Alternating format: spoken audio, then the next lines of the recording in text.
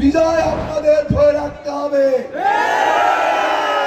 বিজয় অর্জন করা সহজ হলেও বিজয় ধরে রাখা কঠিন নয়। আমি আপনাদের নির্দেশ দিচ্ছি, কোন বাড়ি ঘর দরজা দোকান পাট অফিস আদালত ব্যক্তিগত কোনো প্রতিষ্ঠান কারুর ব্যবসা প্রতিষ্ঠান কারুর সরকার কোনো সরকারি বেসরকারি কোনো অফিস আপনারা কোনো ভাঙচুর করতে পারবেন না।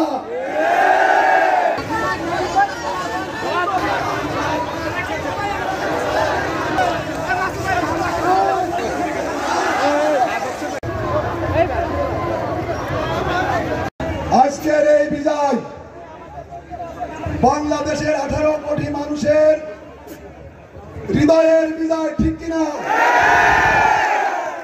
আজকের এই বিজয় বাংলাদেশের তরুণ ছাত্র সমাজের বিজয়, ঠিক কিনা?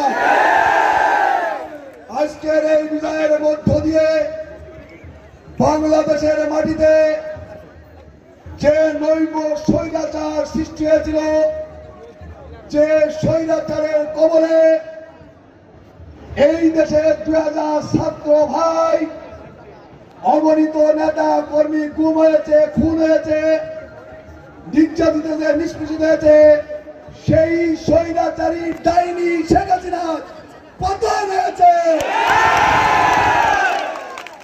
এই তাদের প্রেতাত্মা আমাদের মাঝে এখনো আছে। এই প্রেতাত্মারা কোথাও যেন বিশৃঙ্খলা না করতে পারে। আমি জেলা বিএনপির সভাপতি হিসেবে যে ঘোষণা দিচ্ছে, আপনারা সন্ধ্যা পর্যন্ত এখানে অবস্থান করবেন। দুপুরে সকল মানুষ এখানে খাওয়া দাওয়া করবেন, সন্ধ্যা পর্যন্ত অবস্থান করবেন। আপনাদের প্রতি যে নির্দেশনা, এই নির্দেশনা আগামী দিনের রাষ্ট্রনায়ক জনাব তারেক রহমানের নির্দেশনা, প্রথম নির্দেশনা। এই বিজয় বিজয় না, বিজয় আপনাদের ধরে রাখতে হবে।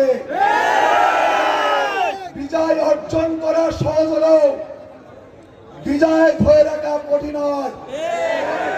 আমি আপনাদের নির্দেশ দিচ্ছি, কোন বাড়ি ঘর দরজা দোকান পাট অফিস আদালত ব্যক্তিগত কোনো প্রতিষ্ঠান কারুর ব্যবসা প্রতিষ্ঠান কারুর সরকার কোনো সরকারি বেসরকারি কোনো অফিস আপনারা কোনো ভাঙচুর করতে পারবেন না।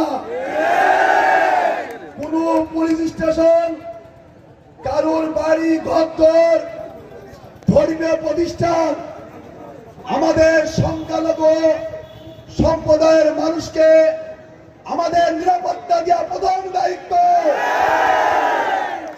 আমাদের তাদের নিরাপত্তা দিতে হবে। আজকে বাংলাদেশ দ্বিতীয়বারের মতো স্বাধীনতা অর্জন করলো। এই স্বাধীনতা অর্জনের কৃতিত্ব আমি দিতে চাই মহান রব্বুল আলামিনের প্রতি। আমি মহান রব্বুল আলামিনের কাছে আমি প্রার্থনা করি, সারা বাংলাদেশের মায়েরা বোনেরা ভাইয়েরা আজকে প্রার্থনা করেছে এই জালেম সরকারের পতন করার জন্য। আজকে আল্লাহ পাকের অশেষ মেহেরবানিতে আমাদের দেশের ছাত্র ছাত্রীদের সম্মিলিত প্রচেষ্টায় তারা সামনের কাতারে দাঁড়িয়ে যে ইতিহাস আজকে সৃষ্টি করেছে, সেই ইতিহাস সারা জীবন বাংলার মানুষ স্মরণ করবে।